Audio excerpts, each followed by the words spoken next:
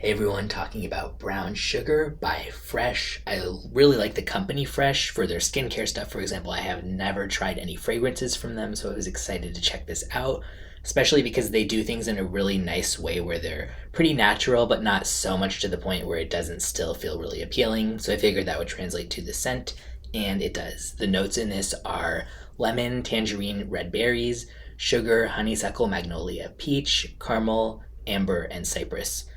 So the name here is completely misleading. I'll say that off the bat, but I don't think that's a bad thing. It would be so easy for a brown sugar fragrance to get really cloying, and I say this as someone who loves brown sugar. This does not smell like brown sugar artificial style, which I'm sure you can picture for, candles and stuff like that, but it also doesn't smell like real brown sugar or anything like that either. It does smell sugary, but like white regular sugar, not brown sugar at all. So what it really smells like to me is more of like a lemon candy.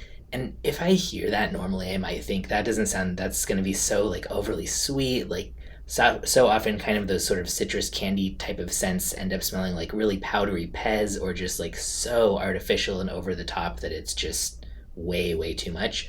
This is really, really nicely done. If you're interested in the idea of like a lemon candy type of vibe, but something that's a little bit more subtle that doesn't just like have this nauseating cloud of sweetness. This is way more laid back. It's very sweet, but it's not so thick and syrupy and just really pleasant. I believe it's marketed as unisex, but it's kind of one of those things that seems like, yeah, they market it that way, but it's very clearly more feminine leaning, but not as much as you might think from the notes. I think anybody could wear this and you just smell, if you like sweet scents, like just kind of sweet and a little bit fresh, and you could pull it off. But it does stereotypically lean a little bit more feminine.